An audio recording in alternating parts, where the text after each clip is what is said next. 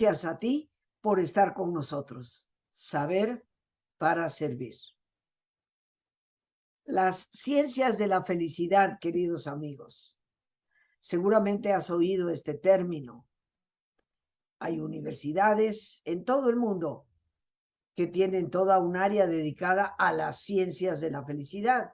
Y seguramente tú y yo, ciudadanos comunes y de a pie, escuchamos y vemos eso y decimos, ¿y eso de qué se trata? ¿Existe tal cosa? ¿Es de verdad? ¿O algún patito se coló por ahí? Pero hoy tenemos a una verdadera experta y yo quiero agradecerle el generoso tiempo que nos está regalando, porque de hecho anda por ahí un poquito de vacaciones y se salió de esa rutina para poder acompañarnos. Ella es la doctora Margarita Tarragona, a quien considero una gran amiga y maestra. Es Ay, doctora en psicología, ha sido profesora de la Universidad Iberoamericana. Con ella yo aprendí la psicología positiva y bueno, posteriormente eh, Monterrey le pidió que se fuera para allá precisamente para organizar el Departamento de Ciencias de la Felicidad. Estuvo en el TEC Milenio, actualmente profesora del ITAM, una persona que conoce perfectamente bien el tema que hoy tratamos y que nos va a aclarar qué es lo que significa, tal vez académicamente, pero también qué significa para ti y para mí saber lo que son las ciencias de la felicidad. Margarita, bienvenida, bienvenida al programa. De verdad agradezco infinitamente que nos regales de tu tiempo para acompañarnos y para compartir. Y bueno, la pregunta es, más allá de darte la bienvenida, ¿qué son las ciencias de la felicidad? Rosita, bueno, antes agradecerte, de verdad, siempre tus presentaciones son tan generosas que hasta me dan un poco de pena. Muchas gracias por la invitación y siempre es un placer hablar contigo. Eh, Justamente tú y yo hemos hablado de si deberíamos de decir la ciencia de la felicidad o las ciencias de la felicidad. Y me quedé pensando en eso. Muchas veces se habla de la psicología positiva como la ciencia de la felicidad. Y ahorita podemos hablar de qué es la psicología positiva. Eh, pero creo que no sería justo hablar solo de la psicología. Yo creo que la psicología sí se merece como la rebanada más grande del pastel en cuanto al estudio de la felicidad, pero hay otras ciencias que también están interesadas en estudiar eso, sobre todo, en mi opinión, la economía. Hay muchos estudios hechos por economistas sobre cuestiones como la calidad de vida, la satisfacción con la vida e incluso recientemente también con lo que consideramos más la felicidad, que es el bienestar subjetivo, cómo nos sentimos. Y se está dando una colaboración interesante entre los psicólogos que estudian, pues así a nivel más, no sé decir más profundo, pero la experiencia de las personas, qué significa ser feliz, qué significa tener una vida plena, y también otras disciplinas como la economía, que ve a nivel macro los países, qué caracteriza a los países en los que la gente tiene mayor satisfacción con la vida, y también otras disciplinas como la educación, por ejemplo. Hay un interés en el ámbito de la educación eh, para ver qué puede ayudar a la educación. El otro día leí una frase, hoy se me acaba de olvidar de quién era, lo voy a buscar, que decía que eh, si no educas al corazón, no estás educando, ¿no? Uh -huh. En fin, entonces creo que hay diferentes ciencias que hoy en día estudian la felicidad. Bueno, esto es un hecho, por eso lo hemos titulado las ciencias en plural Uh de la -huh, felicidad, pero el corazón de todo esto, uh -huh, ¿qué es lo que realmente significa? Porque muchos se lo podemos ver anunciado en el currículum de X universidad uh -huh. y decir, bueno, pero eso como que de qué se trata. Sí, pues se trata de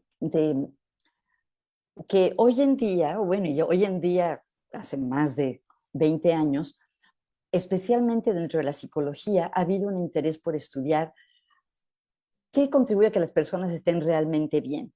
históricamente, tú lo sabes porque tú eres psicóloga, Rosita, tradicionalmente la psicología estudiaba más los traumas, los déficits, las patologías, y casi no estudiaba cómo están las personas que están bien, y no solo las que están bien, las que realmente viven al máximo, desarrollan su potencial, tienen una vida plena. Y eso ahora sí ya se está estudiando con el rigor de la ciencia, por eso decimos la ciencia de la felicidad. Durante, me atrevería a decir que milenios, pero definitivamente siglos, los filósofos habían hablado de la felicidad. Y yo creo que eso es súper importante. Y en la actualidad, además de la literatura, de las ideas filosóficas sobre la felicidad, hay estudios, bien sea experimentos, entrevistas, eh, seguimientos longitudinales, para ver qué caracteriza a las personas más felices y qué se puede hacer. Yo creo que tal vez lo que más le podría interesar a las personas que nos escuchan es que de estas investigaciones se derivan herramientas prácticas, cosas que se pueden hacer de manera como herramientas que nos pueden ayudar a cultivar una vida más plena.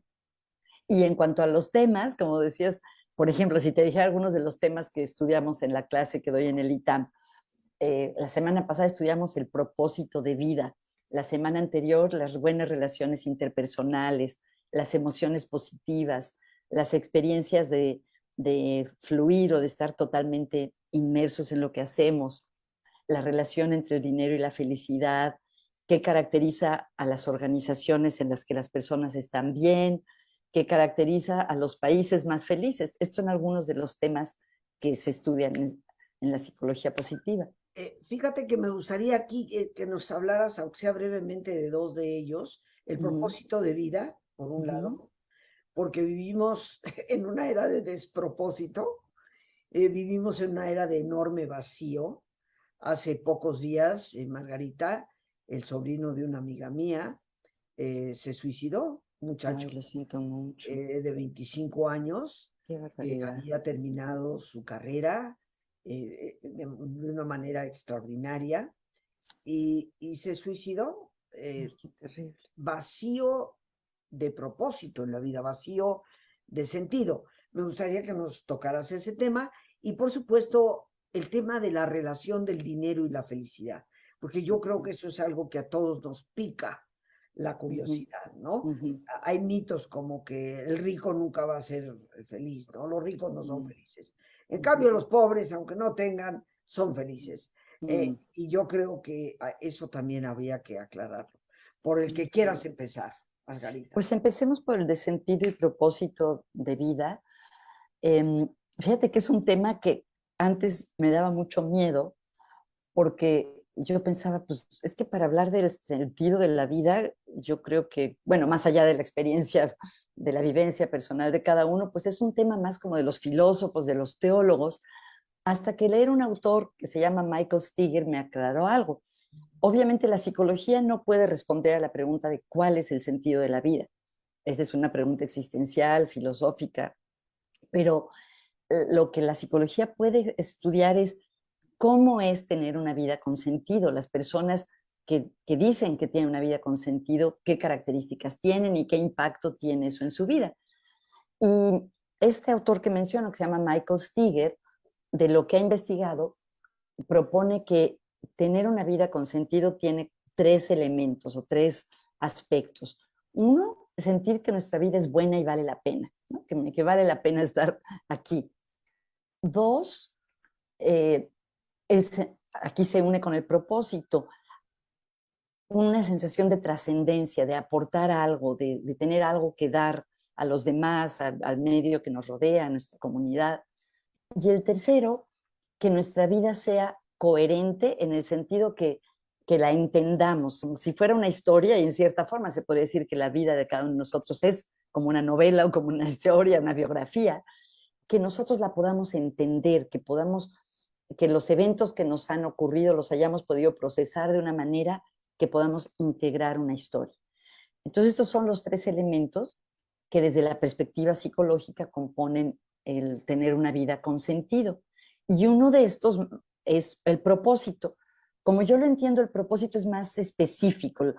El propósito lo definen algunos autores como una meta grande que a su vez está compuesta de submetas. Entonces, por ejemplo, suponte, bueno, no sé si te puedo pensar en ti, Rosita, no sé si lo diré adecuadamente, pero yo pienso que uno de tus propósitos es difundir la psicología para que la gente esté mejor, ¿no? Cuando dices saber para Servir. servir, iba a decir aportar, saber para servir. Entonces, ese podría ser tu propósito. Y para lograr ese propósito hay otras metas. Por ejemplo, pues tener una emisión todos los días, escribir libros, crear un instituto para formar especialistas en desarrollo humano.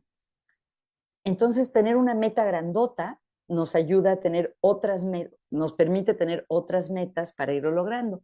Entonces, yo creo que el propósito es específico. Algunos autores dicen que no tenemos ni debemos querer tener nada más un solo propósito, que hay que tener unos cuantos. Porque si pones todos los huevos en una canasta, suponte que tu propósito, eres doctor y quieres curar el cáncer. Si solo tienes ese propósito, a lo mejor tu vida está desbalanceada. A lo mejor también es importante tener el propósito de tener buenas relaciones con tu familia o de cuidar el medio ambiente, en fin, para cada quien es diferente. Pero proponen algunos autores tener algunos propósitos, no solo uno. Por otro lado, no demasiados, ¿no? Porque si quieres curar el cáncer, ser presidente de la República, ser campeón olímpico de natación, digo, no se puede hacer todo, todo, todo.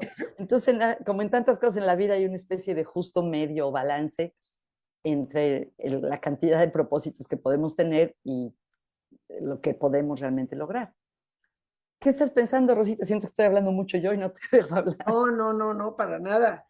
Me gustó mucho esto que dijiste, que ciertamente la psicología no puede decir qué es el sentido de vida, Claro. pero sí puede estudiar qué es lo que a las personas les hace sentir sentido de vida, ¿no? Sí. Y en estos tres variables que has puesto, sentir que la vida es buena y vale la pena, yo siempre aprendo, y más con una persona como tú, o sea que por eso me ves, Por estoy favor. aquí Qué tecleando. lindo. Qué lindo. Pero sentir que tu vida es buena y vale la pena, la sensación de la trascendencia, de que lo que hacemos cuenta, vale, va más allá de nuestro propio límite, lo cual aquí me evoca mucho de, de Aristóteles, ¿no? Cuando él decía que la vida feliz es la vida virtuosa, el ejercicio de las virtudes es lo que nos lleva a la felicidad. Y pienso en cosas como la generosidad, el amor, la compasión, que la trascendencia de salir de ti mismo, pues es romper con este terrible agobio que tenemos del egoísmo, ¿no? Que yo creo que es causa de tantísimos problemas. Y la Sí. vida coherente, la capacidad de integrar toda nuestra historia, ¿no? A veces vemos personas que a los 45, 50 años, 60, se siguen peleando con la realidad que vivieron de niños. Y creo que en la medida en que no hemos integrado eso, asumiendo que eso es parte de nuestra formación, aunque haya sido difícil, dura, infeliz, podríamos decir, ¿qué rescato yo? ¿Qué logro hacerme de eso que transité? Entonces, por ahí entiendo lo que tú nos dices de vida coherente. ¿Estoy en lo correcto o ya? Sí, sí, no, definitivamente. Ok. Sí. Y quisiera agregar, por un lado están estos estudios de que cuando las personas dicen que su vida tiene sentido, estos son como los tres ingredientes, ¿no? Y Ajá. por otro lado también se han estudiado las fuentes de sentido de vida para las personas. Se han hecho estudios con muestras grandes y se les pregunta a las personas, ¿qué es lo que le da sentido a tu vida? Y se ha encontrado que hay cuatro grandes fuentes de sentido para las personas, que son el trabajo, y me atrevería a decir que para los estudiantes pues es el equivalente del trabajo, el estudio, Ajá. las relaciones cercanas, que tú y yo sabemos que aparecen prácticamente en todas las investigaciones sobre la felicidad, la trascendencia y la espiritualidad. Sé que tú eres especialista en varios de estos temas. Y creo que eso es muy bonito, ¿no? Porque por un lado sabemos como que dentro de la vivencia de cada persona, lo que contribuye al sentido de vida es eso que ya has dicho, de sentir que mi vida vale la pena, sentir que puedo aportar algo, entender mi propia historia, y por otro lado, de dónde puedo beber o nutrirme para tener una vida con sentido, pues del trabajo, de las relaciones con los demás, nuevamente de la trascendencia en el sentido de ir más allá de mí mismo y de la espiritualidad. Esto, bueno, tú sabes que ese es uno de mis temas favoritos, ¿no? Claro, claro, cuéntanos, Rosita, De ¿qué mis es temas que? favoritos, ¿no? Pero me gusta enormemente eh, que lo que la gente reporta como una fuente de sentido Ujú. es el trabajo, las relaciones y la trascendencia. Perdón, el Y la trabajo, espiritualidad. las relaciones, trascendencia y espiritualidad, ¿no? Así es. Y yo creo que cuando el ser humano logra integrar dándole tiempo a cada cosa, ¿no? Ujú. Por ejemplo, tú me decías fuera del aire, estás siempre trabajando. Bueno, Sí. sí, pero también me voy con mis amigos, me paso el fin de semana en San Miguel, o Ay, qué cosas rico. por el estilo, Ajá, ¿no? ajá. Le doy una gran importancia a las relaciones personales y bueno, a la vida espiritual, tú me conoces y creo que es fundamental. Entonces, bueno, aquí tenemos dentro de este tema de lo que es el propósito, Ujú, una visión, ¿no? De lo que tendríamos que cuestionarnos nosotros, porque creo, ujú, amigos, que esto lo tenemos que aterrizar a nuestra ujú. vida, ¿no? ¿Qué tan buena sientes que es tu vida y si vale la pena? Y bueno, habrá gente, Margarita, que diga, es que mi vida es una porquería, yo Mm. preferiría estar muerto. Yo creo que ahí lo que hace falta es un cambio en la visión, un cambio en la actitud, ¿no? ¿Qué le recomendarías a una persona que dice semejante cosa? Ay, no sé, es tan difícil porque creo que cuando uno está sumido en un hoyo de depresión profunda es muy difícil escuchar Ajá, a los demás, ¿no? Pero yo creo que, por un lado, recordarle que es importante para nosotros, que para nosotros vale la pena que esa persona esté en nuestra vida. También que la vida misma, si está dispuesta a oírlo, ¿no? Que vale la pena, que no tienes que, yo pienso, no sé tú cómo lo veas, Rosita, que no es necesario lograr algo, ser algo especial para que nuestra vida valga la pena. Yo siento que la vida es un regalo que en sí mismo, el existir, nos hace claro, suficientes, ¿no? claro que sí. Eh, También creo que algo importante es, nuevamente, si la persona pudiera escuchar, el problema es que a veces no lo puede escuchar por lo oscuro de su propia, lo que está viviendo en ese momento, pero también recordarle que todo pasa, que cuando nos sentimos muy mal, aunque en ese momento no lo creamos, no siempre nos vamos a sentir igual, ¿no? Que esa sensación de desesperanza, de oscuridad, puede ser temporal. ¿No? Y pero fuera de broma, Rosita, ¿tú qué opinas? Porque tú tienes mucha experiencia en tanatología, yo no. ¿En tu experiencia sientes que hay algo que ayude a las personas en momentos así? Bueno, mira, el libro que tan generosamente me recomendaste, Mm, que lo he estado masticando, literalmente, ha venido a confirmar una creencia personal y diría yo ahora una certeza personal. En ese libro de Lisa Miller se habla de conciencia espiritual y de que pues ella ha empezado a implementar lo que ella llama psicoterapia espiritual, siendo ujú, psicóloga, como tú sabes, ¿no? ujú, En la Universidad de Columbia. Y ella procura a esas personas tan sumidas en estados depresivos, abrirles un panorama de conexión con experiencias que han sido significativas y ujú, cómo en esos momentos pudo haber esos conceptos de unidad con el todo, de los cuales ya hablaba, como tú bien lo sabes, Abraham Maslow, sí. en su pirámide de necesidades, pero curiosamente creo que el camino de descubrir tu interioridad, tu espiritualidad, puede ser un camino que te lleve a un profundo sentido de vida y te ayude a rescatar, ¿no?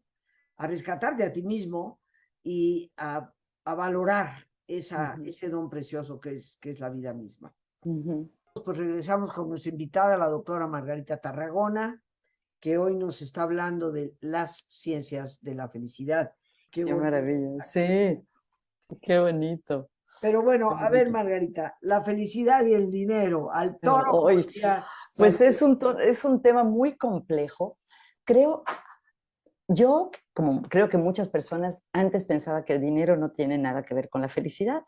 Y de hecho, los primeros libros de texto de psicología positiva, hace unos 20 años, ponían eso, que la felicidad y el dinero no se correlacionaban, pero desde entonces ha habido muchas investigaciones, bueno, y tenían razones para hacerlo, para decir eso. Por ejemplo, la famosa paradoja de Easterlin, un economista que ha presentado datos que ven que aunque aumente el nivel de ingresos de un país, el nivel de felicidad de los habitantes no necesariamente aumenta. Entonces, había argumentos para decir que efectivamente no importaba el dinero, pero hay otras investigaciones que indican que sí. Y creo yo, como veo eh, lo que los datos dicen hoy en día, está muy claro que el dinero sí importa para la felicidad.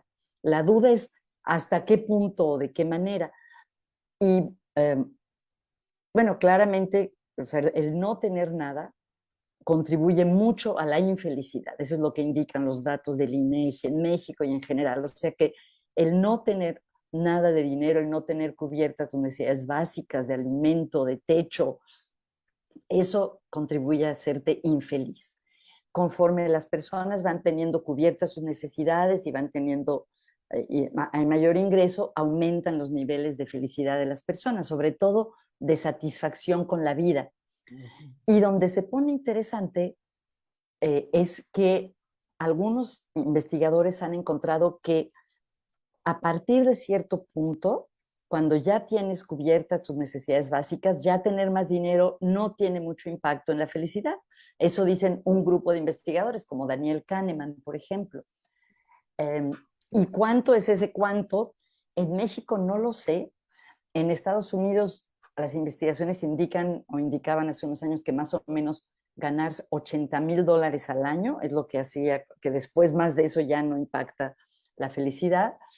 Eh, pero hay otras investigaciones de economistas que se llaman Wolfers y Stevenson que han encontrado que nunca se detiene el efecto positivo del dinero en la felicidad, que la gente cuanto más tiene, más feliz es. Entonces, luego hay otros investigadores que han encontrado que la gente que tiene muchísimo dinero tiene muchísimo estrés y entonces es menos feliz. O sea que creo yo que no hay como un consenso exacto. Creo que sí hay consenso en que sí importa tener dinero para no ser infeliz. Y lo que está a debatir es si se llega a un punto en el que ya está saciada nuestra necesidad y no necesitamos más dinero, o si cuanto más mejor. Fíjate, Margarita, porque este ya es nuestro último punto antes de despedirnos. Yo sigo todavía pensando, como lo vimos cuando nos diste el diplomado de psicología positiva, que yo estudié contigo, sigo pensando que efectivamente tenemos que cubrir ciertas necesidades. No le puedo pedir a una persona que vive debajo de un puente Claro, que comer el que sea feliz, ¿verdad? Eh, claro. Eso sería absurdo. Pero en la medida en que una persona satisface sus necesidades básicas de un techo con que cubrirse, de comer todos los días, de tener un trabajo, una actividad, yo creo que esto sí nos da la base fundamental de poder sentirnos bien con nosotros mismos y poder ser felices. Y he observado cómo las personas, en la medida en que cada vez anhelan más, más y Más, más, no claro. solamente el nivel de estrés sube, Margarita, sino que al igual que el estrés sube, los valores bajan. Mm, Es muy ujú, curioso. Y ujú, fíjate que eso, que es un concepto personal, en ese libro que me recomendaste, ahí aparecen los estudios de jóvenes de familias con muchísima afluencia económica. mm, Y efectivamente ha habido un efecto a la inversa. Tienes mucho bien material y hay un empobrecimiento de bienes internos enorme. ah, qué Y esto interesante. pues lo podemos constatar, creo yo, en la estadística que vemos del suicidio, entre otras cosas, ¿no? Entre muchos jóvenes, desafortunadamente. Pero bueno, yo creo que esto sí, queridos amigos, nos recuerda que el dinero tiene un papel que jugar, Ujú, pero no es la vara mágica de la felicidad en cuanto a que ya supera los límites, ¿no? Y nos convertimos en personas tan ambiciosas que creo yo, Margarita, nunca llegan a estar satisfechas. Me recordaste algo, Rosita, que estudió Ed Diner, que encontró que, como ya has explicado, tener cubiertas tus necesidades, tener dinero sí contribuye a la felicidad, pero que tener una postura materialista ante la vida no contribuye a la felicidad. Entonces, ahí es un equilibrio entre cómo sí ganarnos la vida y buscar lo que sea necesario o deseable para nosotros y al mismo tiempo no tener una vida centrada en la adquisición de bienes materiales. Pues yo creo que nos queda bastante claro, Margarita. Ok. Y bueno, por mi parte no hay más que darte las gracias por habernos Gracias a acompañado. ti. Un placer siempre hablar contigo, Rosita. Muchas gracias. Muchas gracias, Margarita. Y bueno, amigos, nos vamos a despedir dando las gracias a Dios por este espacio que nos permite compartir. Gracias a nuestra gran invitada, la doctora Margarita Gracias a Tarazona, ti, Rosita. a nuestra productora Lorena Sánchez y a ti, el más importante de todos. Una vez más, gracias. Muchas gracias por tu paciencia al escucharme y por ayudarme siempre a crecer contigo. Que Dios te bendiga.